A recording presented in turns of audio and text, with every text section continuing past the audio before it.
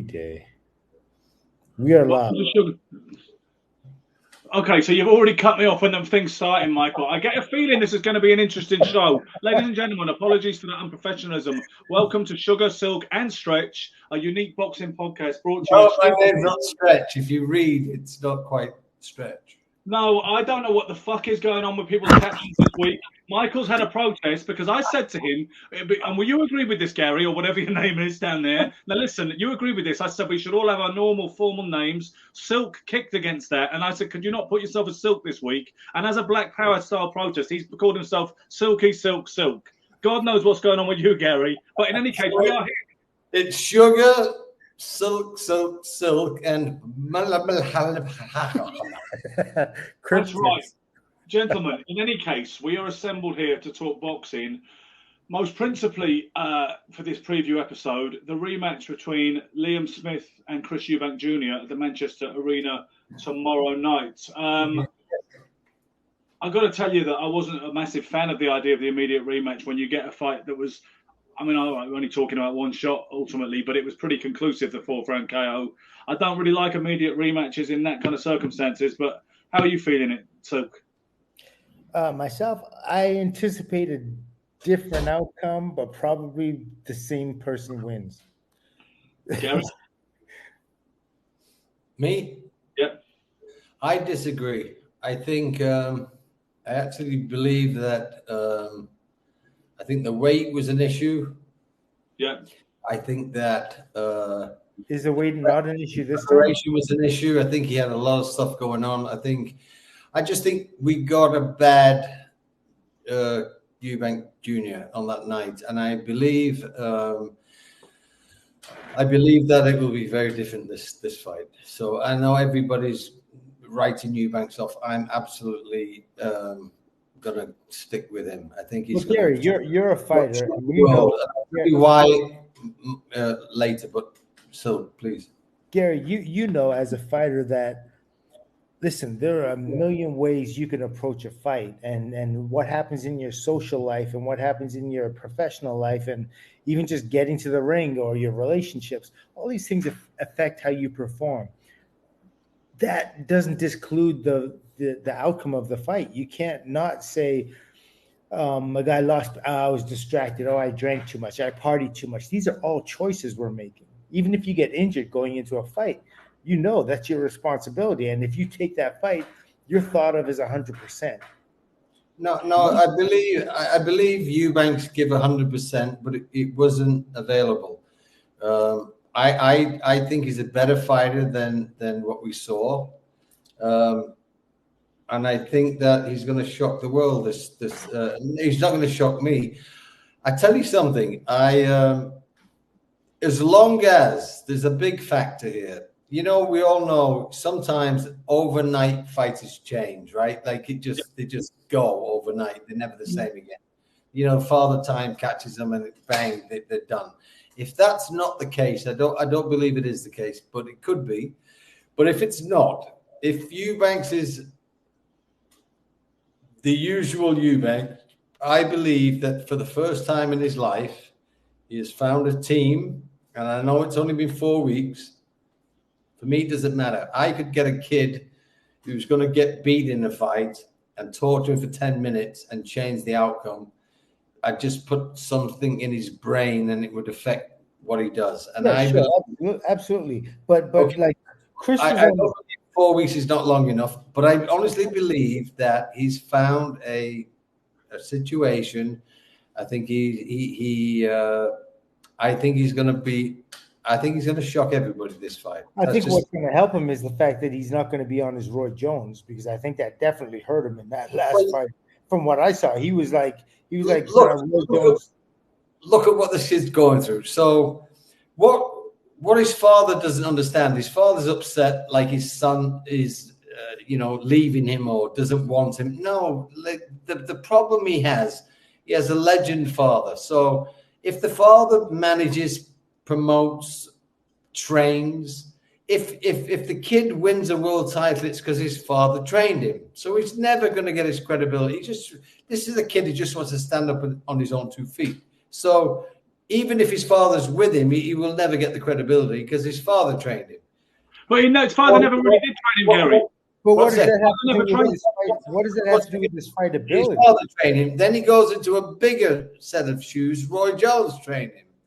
So this kid's all over the place. And I just believe that the kid wants to be Chris Eubanks Jr.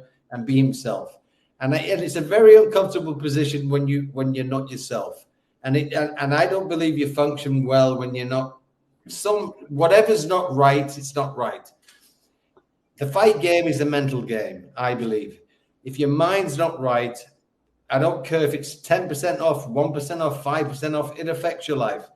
I believe for the first time in his career, number one, he knows he's not invincible, so he better get his shit together. What makes you believe that? I that? believe he's found a team, and I think they're going to bring the best out of him. What makes you believe that? What evidence have you got to believe that? Because I'll tell you something. I watched him in I watched online. There was some training stuff, and he was responsive. He was listening. He wasn't a TV listening. He was real. I saw a back and forth with Bomac, and I'll tell you something. It wasn't only the back and forth. What Bomac said, this guy's a great trainer. I tell you, he was saying things very subtle, but I was like, wow, this guy's amazing. Because I've never really seen him. I've never seen him. Of course, he works with Crawford, and Crawford's success is inevitable. You know, we've seen it, but I've never seen the guy in action. I saw him working with Junior, and he was fucking amazing. And I'm like, wow, this guy's really, really great. So I have a feeling he looked great at the weigh-in. Like the other weigh-in, he was like a drawn out. He looked like he was dying. This weigh-in today, he looked healthy. He looked well. He looked strong. Okay. His mind's different. What's interesting, he walked on the stage there was like 15 of them. Yeah, like he had a whole operation around him.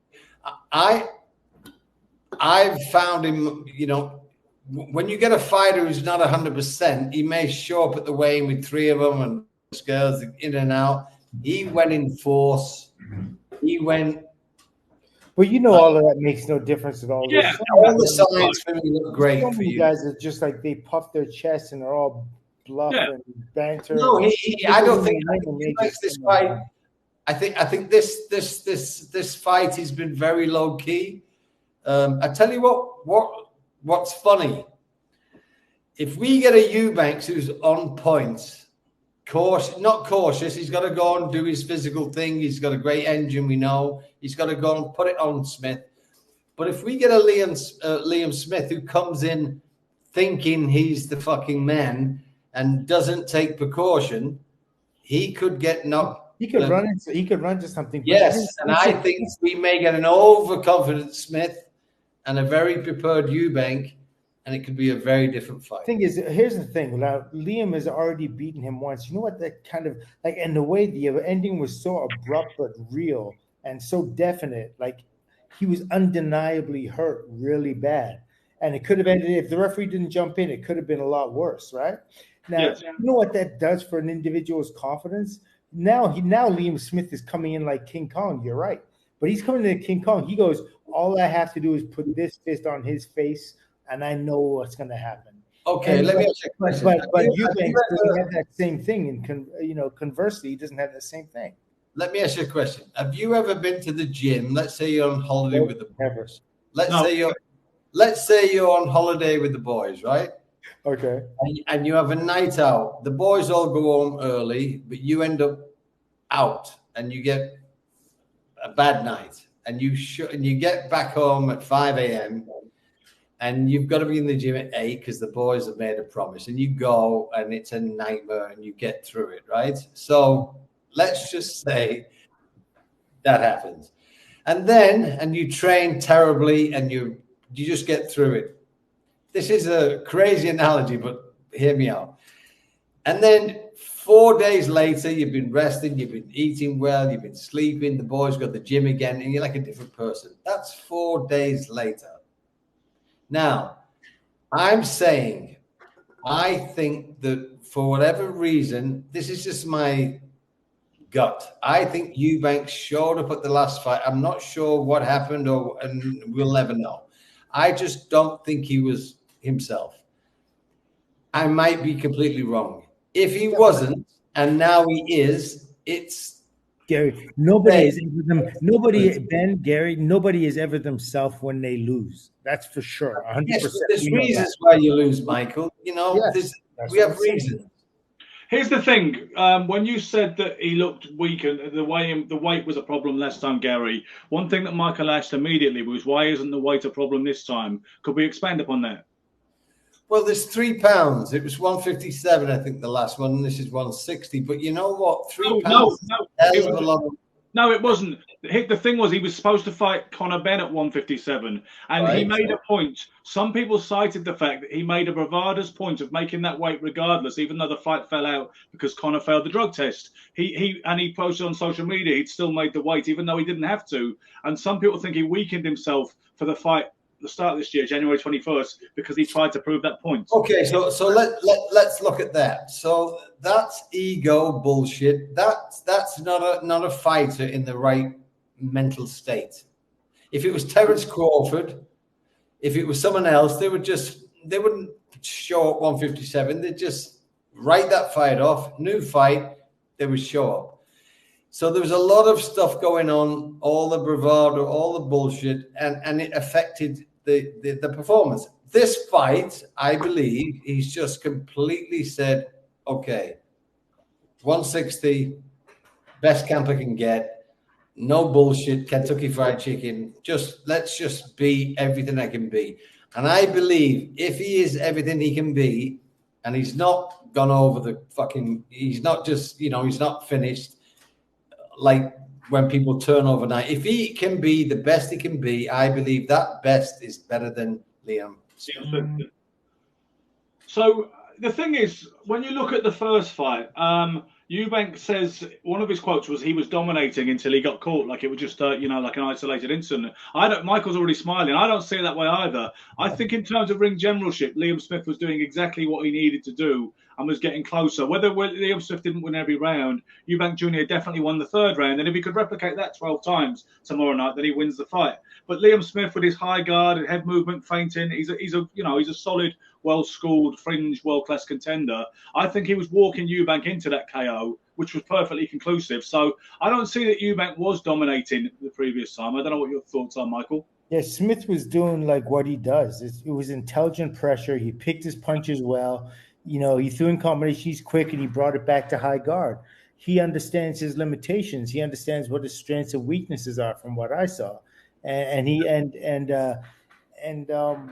Eubank was, I think he was confused. I don't know. I think he was absolutely confused. And he started to get a little bit more confident before it was the third round when he started to get off a little bit more. Really confident. And when you're feeling that confident, everything's going good, and then all of a sudden the whole world collapses on you, that's a mental issue you're going to deal with. You know what I mean? Although I have listened to Eubank's talk, and in hearing his conversation, he does sound like a person who's been able to like really differentiate the two experiences so far. Sometimes when you step in the ring, you abruptly get reminded as soon as you feel that right hand, and then you're like, oh my God, this again. And you know what I mean? It feels a certain way. If you can, because I know, Gary, you were stopped the one time as a pro, and then you only fought once after that. And I know, Michael, you were stopped, I believe, only the one time as a pro as well. And I wasn't stopped. By who? I had Barkley down. I don't remember the rest of it. Okay, yeah. But you see, what the reason I ask you fellas this is because it's about what it does to your psyche after that, even though Gary didn't have a very long career after that particular point. Because one fighter who was able to compartmentalize devastating KO losses like they never happened to him, actually, with Amir Khan. Yeah. You know what I mean? Yeah. Well, the thing is, like when I had that fight with Barkley and I got stopped, I didn't think the fight should have been stopped. I was openly talking to the referee, and even as he was coming closer to us, I was like, what are you doing? What are you doing? So, you know what I mean? Like, so it's a different thing. It wasn't so, I mean, even though Eubanks wasn't like laid out on the ground either, he wasn't laid out, and he did, complain right away as well, but he was gone. His legs were gone, right? Yeah, he looked like he was gone. I don't know. I thought the ref was a little quick, but I don't know what happened. He knocked him down once, and he hurt him the second time, right?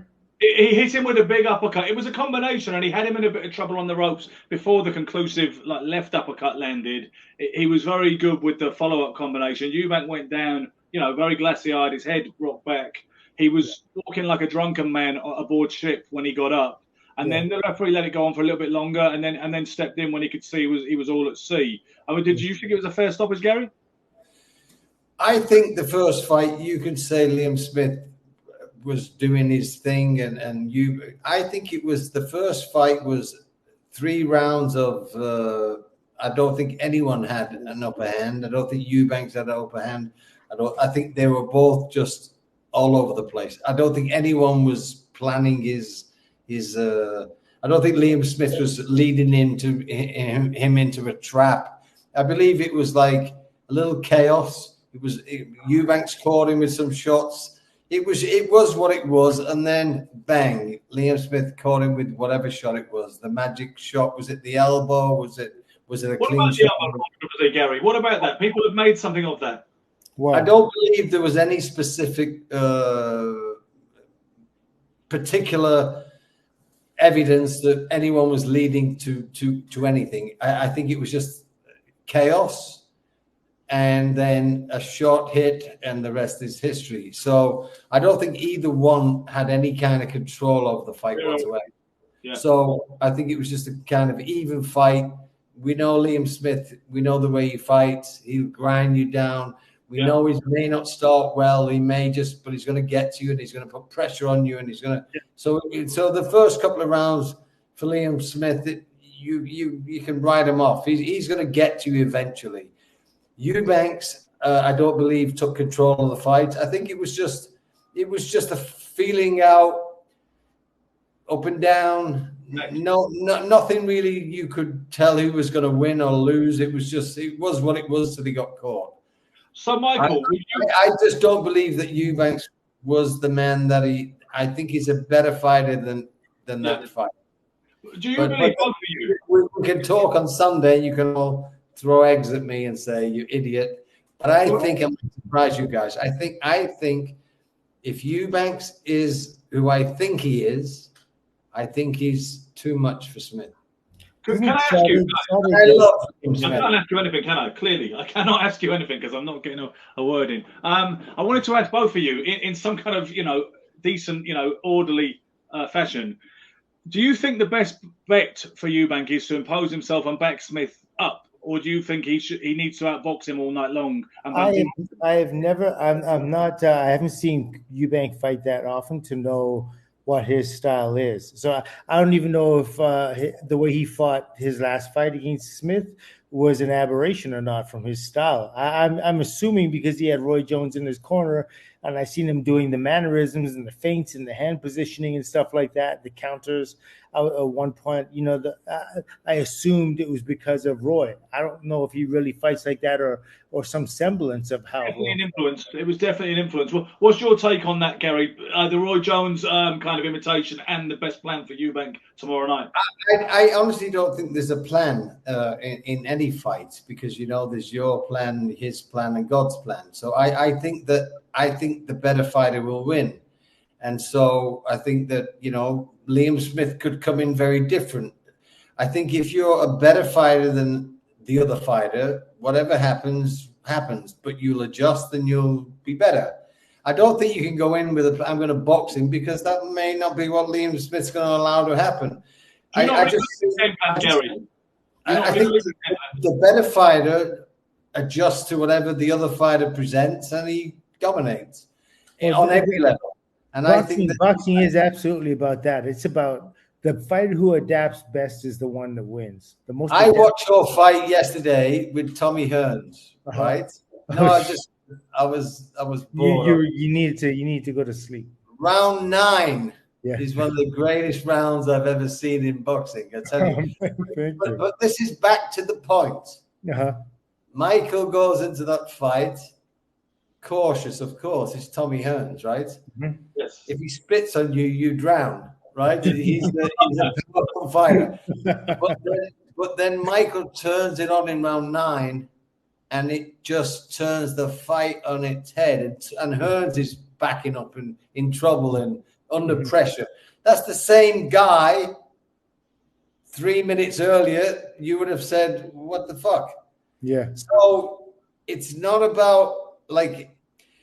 I just believe that the fight game is you have two vehicles. You have a Porsche and a Ferrari, right? And they're of equal speed.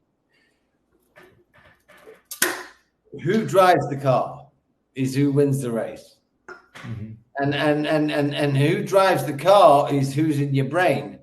And so I think that my gut on this, and I'm not going to drive you mad with talking so much, but my gut is what driver is in you. If Eubanks has a good driver in his brain, I believe he has the vehicle to win.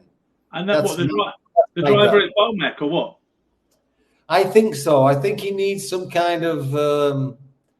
I think his whole career has been trying to find himself, and I think that, you know, like again, if his father trains him and he wins a world title, it's still your father train you. I think he's just trying to find himself. Roy Jones is, you know, Roy Jones. Now he's found a guy. I just feel like he's in a better place, and I think it's a long time overdue. Hopefully not too late. Yeah. But I just feel like when I watched them train together, it was beautiful. I thought, wow, there's like a.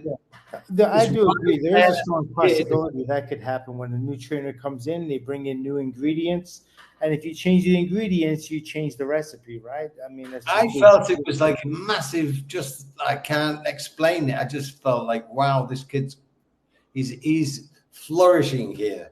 What did you see him doing, Gary? What were they doing in the gym that impressed you so much? It was minor stuff, but it was like Beaumont said at the press conference, basics. It was, if you watch Eubank, even at the open workout, right? Look at his right hand. His right hand never fucking left his chin. Yeah. It's so beautiful, but he was loose, but it was here. Like he fights here normally. Beaumont's got his defense intact. I don't think he's going to lose that when he gets into some silly exchange. He got the basics back, and he's still Eubank, but there's certain things you can't afford to. It takes a hard time for those things to become instinct, though, because that's exactly what it has to do. Like the things that good fighters do are that way because they've repeated the pattern, and it just becomes a habit. So for it to become like, it's going to be very conscious, it's going to be very superficial, it's going to be very like the first thing on his mind. And when it gets into a point where he has to fight on instinct now and not on intellect, that's going to be the problem right there. Like if Liam gets into a point where they're exchanging punches, then that's going to be an issue. That's not what I saw. What I felt I saw was a very instinctual, comfortable. He's ticked the box. Yeah. I don't think he learned it from Beaumont. I think he knows it for 10 years ago. Yeah. But he may not have implemented it, and now I think he's tightened a few of the things up, and he's got back to basics. And I don't think you forget basics when you get under pressure. I think he's forgot basics over the years with all the bullshit. But I think if someone's took him back to what he fundamentally learned in the beginning, I think he might retain that information. So I remember, Michael, you want to say something? I think you. No, I was gonna say, and then so then you're picking him by decision or knockout or something. I think he's gonna stop him. Yeah. Michael, I've been owing you a lot of dinners. And listen, talking about the betting, get destroyed on the next podcast. If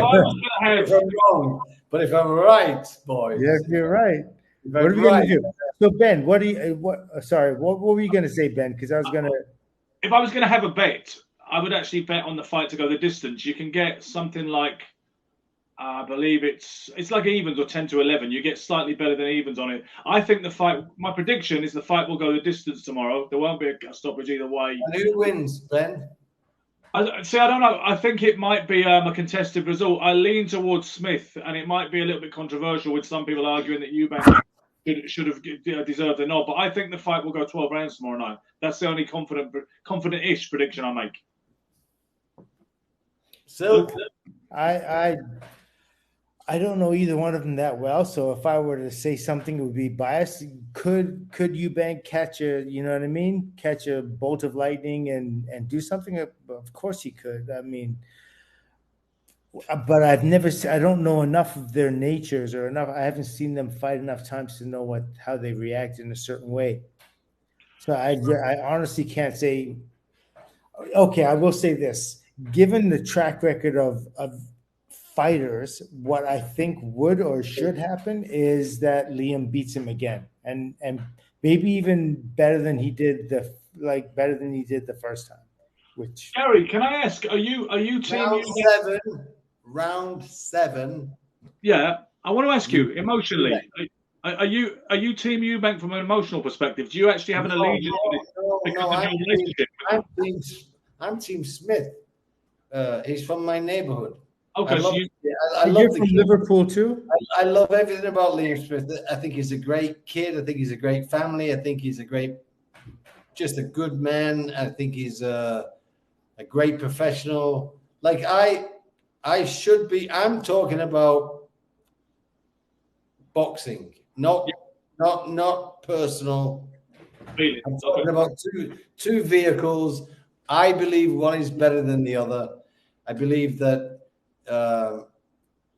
one was not functioning at 100%, and I believe that he will be tomorrow. And I believe that if he is, he's the better vehicle. I just wondered how close you were to Eubank Senior these days. No, me and his dad, we're not friends. You know, we fought, and you get a certain respect for each other. And of course, we met a few times and became friends. But like, I owe no regard to anyone. If I was to, to talk about emotional ties, it would be to my home man, Liam Smith. He's born 20 miles from me, but I'm just talking strictly boxing. I think Eubanks is a lot better than people think. I think he has not filled 60% of his potential. I see a kid who's like a young Ray Leonard in many ways, and then but he's not, because every time he gets these tests, he fights. Every time he's been put in that world level, he's fell short. And I say, why? You can get away with it with most, but when it gets to the world class, you can't. But when you see him when he lost, he had rounds. He was like way superior in some of them fights. So he has the talent. So the only thing I think is missing with Eubanks is mental. And what is it going to take to get him mentally right? Is his career going to go by before he gets it right, or is he going to get it right? I believe that he's found a team, and finally, whether it be 4 weeks or 3 weeks or 6 weeks or 2 months, I believe he's found a team. His head's right, and I think if this kid's head's right, he's going to be a hell of a hard person to beat. Ben, I didn't know that Liam was born in Greece. Yes. Liam was Greek. Yeah, it turns out it was. We've got a Greek theme going on this week, as you can see, and we had one a bit last week. Gary is still in Greece, I believe, having just wrapped the film with Mickey Rourke in Bulgaria. Did Mickey play the bad guy, or who played the bad guy in Greece? Who played the bad guy in Greece? I didn't. No. Here we go again, Ben. Can you explain? Well, yeah, but he knows now that you're not really in a remake of Greece, or at least I hope he does, because I'm in Greece. I did a movie in Bulgaria with Mickey Rourke, and Rourke. So we get to Greece. And then when I finished the movie, I came to Greece for a holiday. I'm not making the movie Greece. Oh, okay. You know what? I'd like to apologize, by the way, to some people. I'd like to apologize to some of the viewers. And I came to Greece. I'd like to apologize. Guys, shut up for a second. I'd like to apologize to some of the viewers on Facebook. I cannot see your comments tonight. I am getting comments on our live broadcast on YouTube. There's like Hamza Abdullah says Bomac is a great addition. Robin Katani says I bet an early KO for Eubank, but probably my heart rule in my head. I got somebody called Fishlip has asked a very pertinent question, despite the rather comical name. He says, where does Eubank go with another loss? You're talking him up, Gary, but would you, if he does lose tomorrow night, would you have a rather bleak prognostication for the rest of his future? I think he's colourful enough to fight someone else.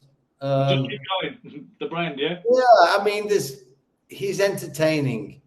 You know, I mean, you got to give the kid that. You know, the good thing about Eubanks, both of them, his father and him, you just don't know what they're going to do, so you tune in. So, you know, if Liam Smith lost, then they would probably have the trilogy. If he lost that, maybe they would lose interest. I think Eubanks, if he loses, there'll still be interest. I think, I mean, I'm not sure the Conor Ben fight would be as interesting. No, but I think that, no, it's a must-fight win for both, I think. It's certainly for Eubanks. It will definitely set him back. But I think that if this kid's head's right, I think we're going to see if Bomac has done what I think in the short period of time. Everyone says it's impossible. I don't believe it is. If he's done what I think he's done, if he's just crossed that dot, yeah, you know, if he's just filled that little thing, and I think he has. I just got a gut feeling. If he has, I think you're going to see a great new addition to this. Okay, let's nail it down then. Before we discuss there's a couple of interesting fights on the undercard we might want to discuss, but let's nail ourselves down then. Last week when me and Gary previewed Usyk de Boer, I said Usyk in 8 or 9 rounds. I got it right, but as you know, there was a little bit of a subtext to that whole story, and we've been arguing about that as well. And I've done a lot of homework on that. You know, it's and I picked Usyk as well. Go on, you know what, Gary? It was not a low blow, because the low blow is not the navel. I think Silk said this. He corrected me, and he was correct. It's the hip bone. Hip line, yeah. The hip line. It's the hip. And that was definitely above the hip. But so one more time, once and for all, it is not the waistband on the trunks, because they vary where a fighter wears them. It's the hip line. The navel. It is not the navel. It is the top of the hips. But let's come on. Let's put our money down on this fight tomorrow night. I'm saying Liam Smith on points, possibly disputed. It might be split. Who knows? Michael, your prediction in a few words. I'm going in blind. Okay, yeah, half blind. But I would say I would go with Liam again, and probably by stoppage. Gary. 7-8 rounds, Eubank. Okay, now to borrow a phrase from Gary on last week's episode, let's talk about the fucking undercard. The interesting fight on there, that was your words, not mine, but I've said it now. So your mum's not watching this show, I hope, Michael. But yeah, there's quite a lot of intrigue around Dave Allen versus Fraser Clark on the undercard. I suspect Michael might not really know too much about those British heavyweights, so I could talk about it. To you, Gary, for your thoughts. I know a little bit. Interesting fight. I think it's even. Depends on Fraser Clark. What's the other fellow's name? Dave Allen, who's like a Dave Allen. Depends on, like, Dave Allen he's had so much time out. Apparently he's in good shape. We all know that the past he's not always prepared properly. He's been a bit of a loose cannon, but he's had a child. He has another child coming. Apparently his priorities have changed, and he's in good shape for this. So I think if he's in good shape, it could be interesting. They've worked together. They're friends. I think they've spent a lot of rounds together. So they were very friendly at the public workout. They were hugging at the public workout. They respect each other. Yeah, they just were just a fight, you know. So I think they've spent a lot of time sparring together too. So they know each other. Are they throwing shots at each other maliciously, or do you think this is going to be a love fest, like a glove fest or a love fest? What is it? You know, funny thing, Gary, I didn't realise that Dave Allen's actually coming off 4 wins, you know. I last saw him on the undercard of Dylan White, Oscar Ribas at the O2 2019 when he got stopped rather disturbingly versus David Price. And there was a bit of concern for him and he was hospitalised and all the rest of it. I didn't realise he's quietly put 4 wins together in the last few years, you know, at least. But what do you feel tell me, about Ben, tell me who he fights like. who, Dave Allen? Yeah, David Allen. You know what? He's a white guy, stockish, kind of white heavyweight. He's there's nothing remarkable about him, but he's a boxer rather than, you know, he's got a little bit of a dig, but he's more of a boxer than anything else. And he has. He's a stocky. You said stocky boxer. Like what? Like 5'10", 11? Like what is? I think he's bigger than that, but he's quite thick set. And there's no, honest to God, there's nothing especially remarkable about Dave Allen stylistically. But and the other kid. The other kid is an Olympian, Fraser Clark, who got a bronze medal at the Leicester Olympiad. He's got Boxer in the Sky brand behind him. He looked decidedly mortal last time out against Mariusz Vach over 10 rounds. He was it'd be interesting for you to see it and analyse it for me, but he didn't look like the stuff of legends, you know, that like you'd be thinking of someone who's got a serious assault on the world-class heavyweight scene based on the Mariusz Vach fight. Some people use the excuse it was hot in there. They said it's very hot in the York Hall in July. You may know a thing or two about that, Gary. Perhaps. Do you ever box at the York Hall? Many times, yeah. I think maybe 4 or 5 times, yeah. In the summer, ever? Yeah, yeah. They blamed it on the heat. I remember he looked pretty bad against Mariusz Vach. I thought, you know, but people have bad performances on the way up, right? Historically, you get like a Cassius Clay versus Doug Jones, or you know. I've heard of many excuses, but never that York Hall was hot in summer. Yeah, I mean, you've heard it for Barry McGuigan and Stevie Cruz, right, out in the desert heat in Yeah, I mean, if you're in a different country, maybe open air, but not York Hall in summer. No.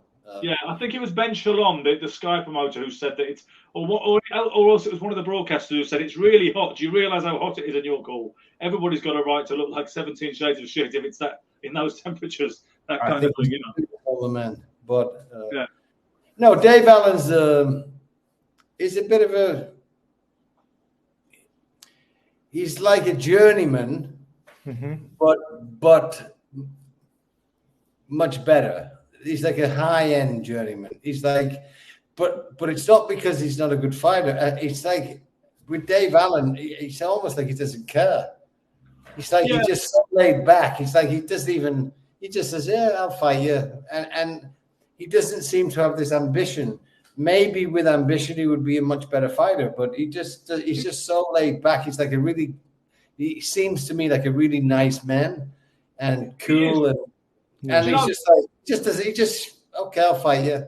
That's just it. Once you lose your reason in boxing, I don't think he ever had one. That's the thing. It's funny. Yeah, he says he's a bit more laid back. First time I met him, you know, Gary, was I had a fighter boxing him on a bill in Newcastle in 2015, I believe it was, Newcastle Arena, undercard of an all Geordie world title fight, such as boxing in the 21st century. And I had, do you remember? I think you know Big Larry Olabamiwo. I believe you two. Yes, I do. Yes. Okay. Well, I was training Larry at the time when he fought Dave Allen in Newcastle.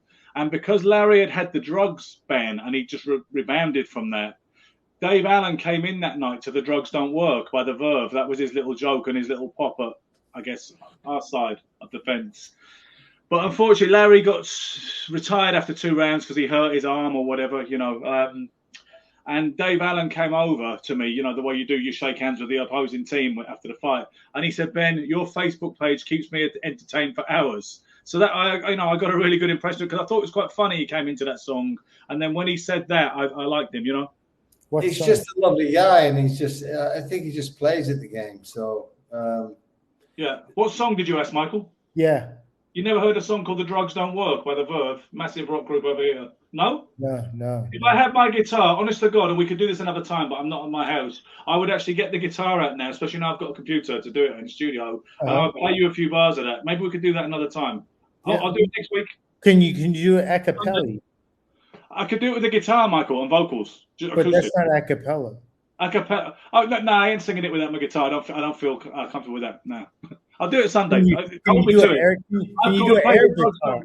Can you do an air guitar and play and sing? Listen, we ain't going to go down this road, Silk. It ain't going to happen. I promise. This is what I'll do. I will bring the guitar to the next session if we can do it here Sunday, and I will play you the first verse or whatever if the drugs don't work. Is that a deal? Can you just give me a link 10 minutes later? So you can miss that, but yeah, you'll be 10 minutes late anyway, Gary. There's no need for that. No, that's you. Everyone thinks I'm late. That's you. Gary, the email you sent me was in junk. It was in the junk.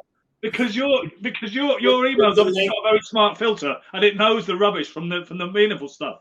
You know, I'm all over the world traveling, and I'm doing everything I can to be on this podcast, and you can't even send me a link. Gary, quickly. Gary, honestly, I talked to him about that. I was like, Ben, you need to give him enough time in order to, you know what I mean, to access the link and then click up. But he's like, well, he says, we got to start the show. We got to start. I can't do He this likes it without me. You know that. He Let's wants be honest. 5 minutes of sunshine. I get you. I understand. Let's be honest, right? You said I'm the anchor, and you said I'm holding you both down. Who knows where you may blossom and fly off to without me, with the dead weight that's on you both, you know? And I have to give you a very hurtful truth, but if you take me off the cast, it's fine. But if you're still on with Silk, you're still going to be under the shade. Yeah, I understand that. I understand that. You know, the Silk will shine, and so you can get rid of me, but Silk will still shine, even if you're playing your guitar. I have no delusions of grandeur, sir. And I would also like to say, at the risk of this being a bit of a loving, I'm really glad that you've come on board, even though you need to sort your name capture now, because it does feel like there's a real buzz about the show since you've come in. We were looking for we had a missing piece in our life. Since I've come on the show, I've had all kinds of crazy people come out online telling me I was knocked out in a fish and chip shop. I've been knocked out everywhere. Everybody's knocked me out. I went to a fish and chip shop. I went to the front of the line and said, "Do you know who I am?" Yeah.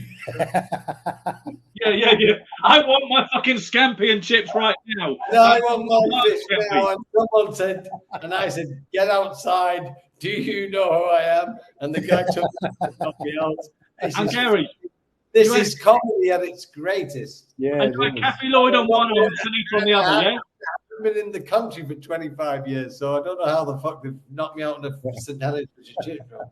Michael, what's the most disingenuous thing you've ever heard about yourself? What's the sorry? What's the most disingenuous thing you've ever heard about yourself? Gary said he's been knocked out by this guy and that guy in a chip shop and all that. Chip shop, that's the worst place ever, right? What's the craziest rumor you heard about yourself, Michael? I've never heard a rumor about me, honestly. No, you're not that kind of guy, are you? You're not controversial. Because Gary was brash and flash, a good-looking bud. I was not. No, is that not true? Is that not fair? No, you know what? I'll tell you something, Ben. This is what's really frustrating to me. I'm a shy person. Really. I got that 100% right away. Yeah. Honest to God, I'm like, anyone who knows me, I'm not flash at all. I don't have a lot of confidence. And I fought in a certain way, and I fucked a few models. Which what can I say? It's like it's part of the job. But then they all say you smash this. But you know, I just was a kid trying to make a living. Yeah. And then I had so many fucking haters, and then people make stories of it. It's like I can't imagine being someone like Brad Pitt. But the difference is with Brad Pitt. He's not a fighter, so we have this certain thing that they think that it's cool if you knock him out. But I'm just a guy who write me a check, I'll fight you. But I don't fight in fish and chip shops. I don't go to the front of a queue. I don't, all this stuff is like, for me, it's bad taste, and it's very sad that people, if you've got that much time on your hands, go help the homeless.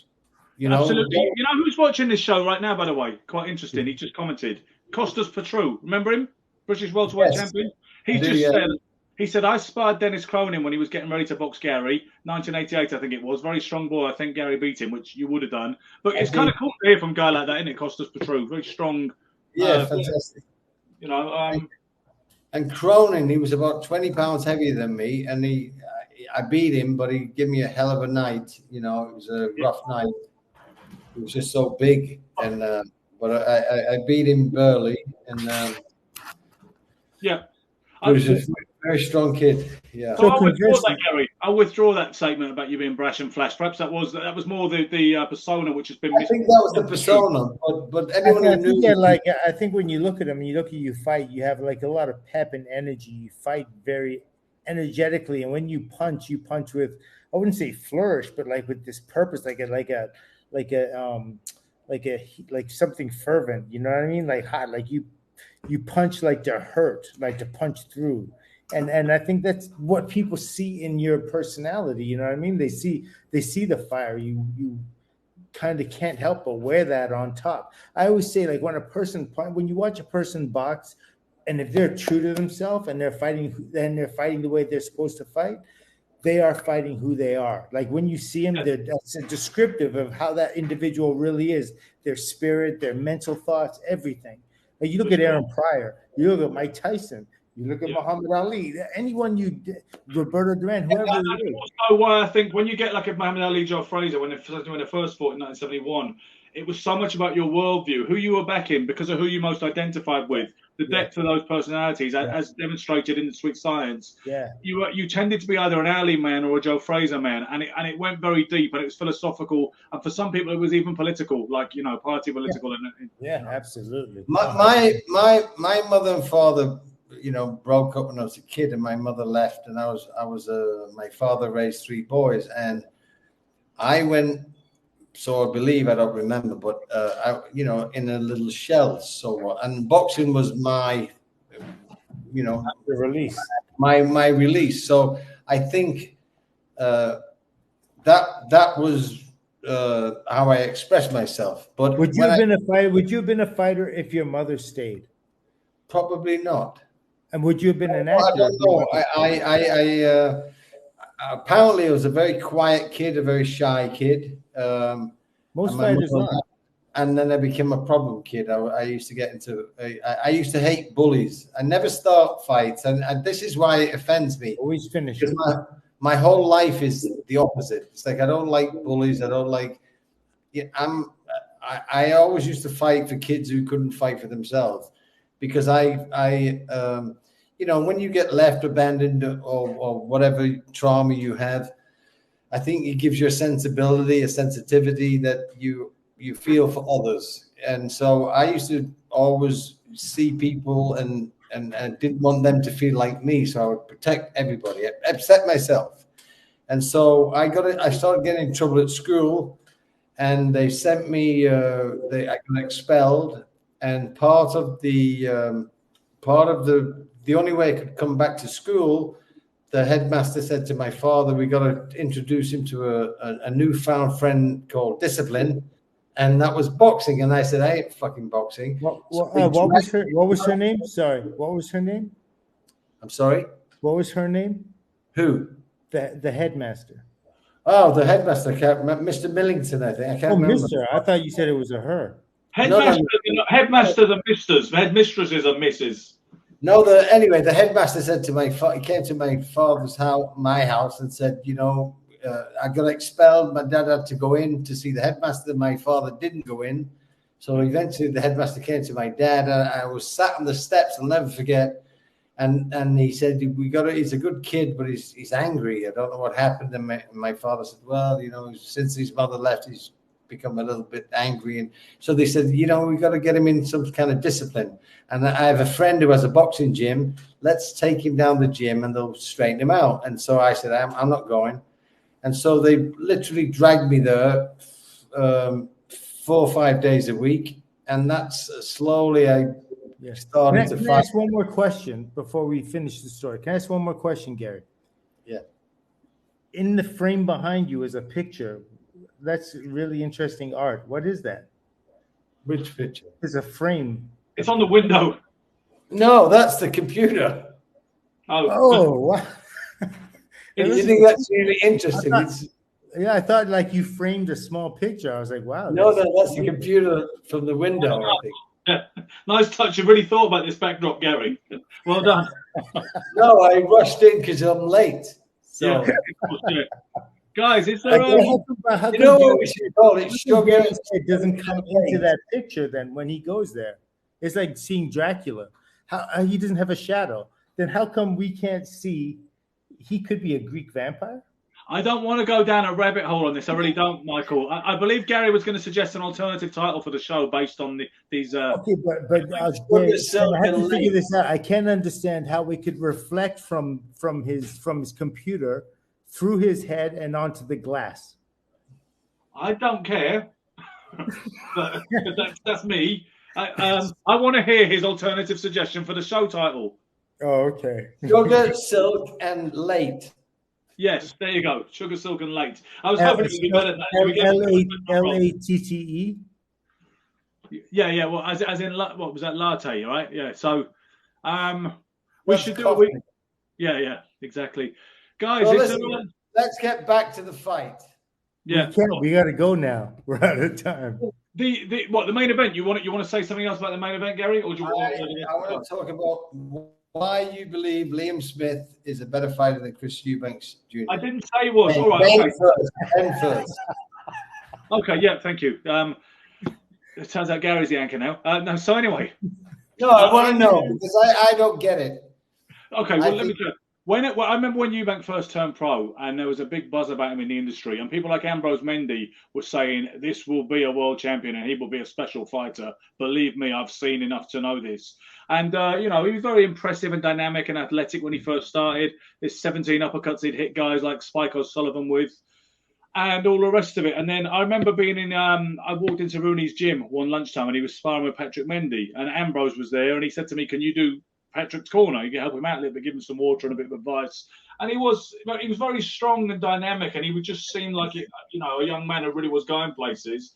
I don't think he's ever really found his identity in the ring. I think, like you said, I think whenever he's stepped up, he's been found a little bit wanting. My friend Billy Joe Saunders definitely beat him clearly enough that time, even though he died of it in the closing stages. But Billy Joe won 7 rounds straight against Eubank. George Groves stood Eubank on his head back in 2017.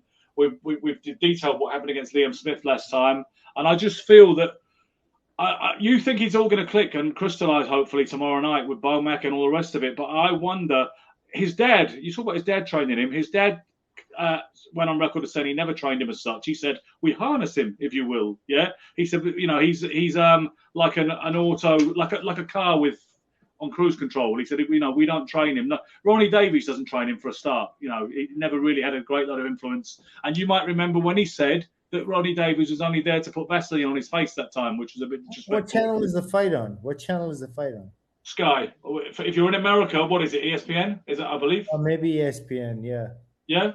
But Gary, I don't think he's ever found his identity in the ring, which you seem to agree with that essentially, and so does the Silk, while admitting he hasn't seen so much of him. I don't think he's found his identity in his life. I think, and it's like my acting teacher. I worked with an old lady. She worked with Brando, Sidney Poitier, Hoffman. She worked with all the great teachers, all the great actors. She worked with me. She said you can only be as much as a fighter, as an actor, Gary, as you are as a person. Yeah. Yes. And so, you bring your life to your work. You're as good as an actor as you are as a human. And so I really believe that it's somewhat similar in the fight game. Unless you have a certain comfort in your life, I don't think you can get a certain comfort in your career. I just think he's never found. I don't think he's sometimes ever. You need that class. You know what it's like, Michael. You could even with a fight. Like I used to go to fights, and I'd want my brother with me and my dad, and we'd go, and it's like I wasn't going to the fight.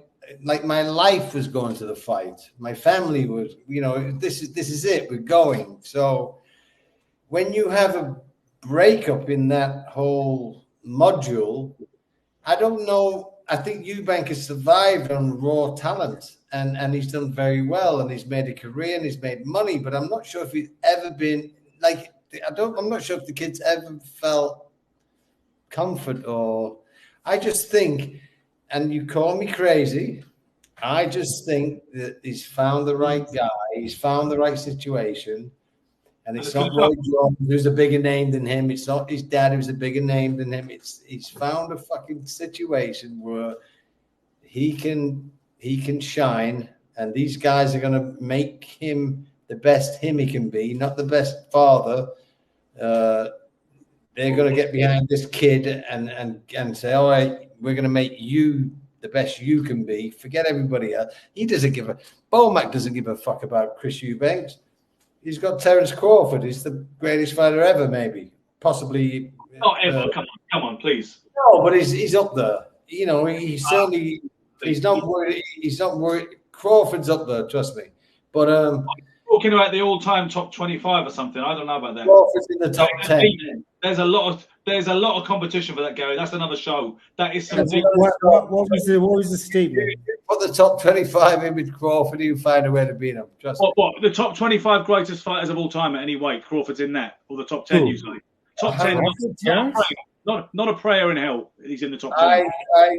I say you're completely wrong. I'll tell you something. Freddie Roach, who was my trainer years ago, told me 10 years ago when he was training Pacquiao at his prime, I will never put Manny in with Terence Crawford. I said, why? He said he will fucking kill him. I said, why? Manny was in his prime. He said, I will never put Manny in with Crawford. I said, why? And he kept. But the only thing can prove that correct is time. Time is the only one. Does he have the tools? Yeah, the kid has the tools. You know how many people you both know how many people we've seen come through boxing and crazy talented, and you'd think, man, I mean, I've seen people as talented as Muhammad Ali and Sugar Ray Leonard. And they didn't manage to do it with the resume. You know what's amazing? He's not Sugar Ray Leonard, who's my favorite fighter, but he's this fucking working machine that just beats everybody. That's what's interesting. He's not my favorite to watch. He's not my favorite style. Yeah, none of that. I mean, it's just like an operating machine that functions and beats very, very much like Hagler. No bells and whistles. Straightforward, hard worker, and he pays his dues and gets what he deserves. I totally understand that. Hits hard. He's fast enough to hit anybody. He looks like he's pretty, like he can take it as well as he can dish it out. And the guy, I mean, look, he was a competitive wrestler. That kind of strength that he has is, you know what I mean? It's just you can't compare to it. I could live with the idea, that he's one of the top 10 greatest welterweights of all time. But the idea he's in the top 10 greatest pound-for-pound fighters ever, and we can make that call now. Wait. You said Crawford is one of the 10 greatest welterweights of all time? No, listen, I said I could live with that assertion if that was what Gary was making. If he's talking pound, You can't live with that. I can live with it easier than the idea he's one of the greatest bar none. And when he's going up there with Willie Pep and Sam Langford and Harry Greb and Ray Robinson and Robert Duran and Muhammad Ali, I can stomach it a lot easier than the more outrageous assertion. Yes, but this the thing is when you tell me a welterweight who would on be the lighter stuff, you make it easier for the bigger stuff. You can't give tell me a welterweight that would beat Crawford, Ben. Well, I think Sugar Ray Leonard could have beaten him. I think Sugar Ray Robinson could have beaten him. I think Tommy Hearns might have beaten him. I think he'd have a fight on his hands against the Duran who beat Leonard. I think Donald Curry is a handful for him. No, come on. Yes. Oh, yes. Donald Curry's a welterweight. Are we really going to go down this now? Amazing, but Lloyd Hunnigan I sparred with a lot, and he was not great. Trust me. I get it. I have my way with Hunnigan every day of the week. I bet. And Hunnigan went over and beat Curry, which shocked me, but. It shocked everybody, but I mean, you got to put gauges. When I sparred with Lloyd, I found him plain. All the rest of that kind of stuff. No, I found him. He was a good fighter, but he was nothing. He was not ordinary. I thought he was going to get murdered by Curry, and I was shocked. I don't know if it was weight. I don't know if it was. They say it was, Gary. They say it was. I heard it was dead at the weight. Yeah. It's never just one thing. It's never just one thing. But in any case, guys, we should do this because obviously that's another discussion we can have, and that could be entertaining. Crawford's a lot better than you think, Ben. I didn't. Honestly, God, Gary, I really do rate him highly. But I think we need to put this in perspective another time. Are we Tim good? didn't think he was that good. That's true. But I'm here to say that I think that Crawford, I respect him. He has incredible ability, and he looks everything you're saying he is. That's what he looked like in his last fight, and that's what he's looked like in every fight that I've ever seen. But Yes, but what? I just, I didn't want to counter What if he goes up and beats Canelo? What will you say then? Say again, what? If he goes up and beats Canelo, what are you going to say then? Canelo's old? God, no, I won't minimize it. That would be a fantastic achievement, Gary. That would be such a legacy. His legacy is fantastic if he retired tomorrow, but that would be truly amazing on the level of the Henry Armstrong. I think it's sad because he doesn't have the panache of a Leonard. No, he does. I think people definitely appreciate him. That boy is a hardworking. He really does. Great shooter. He's brilliant, but it's just that it's a very rarefied air you just put him in, and yeah. I don't know I don't know how much of a historian you might be or might not be. I know. And that kid he beat was damaged too. He was hurt. Yeah, he was. But honestly, this is all topics we can go into, fellas. Do you fellas fancy meeting again Sunday night to see who got it right and wrong about Smith Eubank Jr.? Can we do that? Yeah, sure. Should we have a small bet? Okay, I'll put a bob on. Do you still do bobs over there? Yeah, shillings and all that kind of thing. Yep. I believe so. In the chip shop, I don't know. Do they still take that in the chip shop, Gary? Well, I was asleep. I was unconscious. You don't pay, do you? You just say, "Do you know who I am? I want the fucking large chip."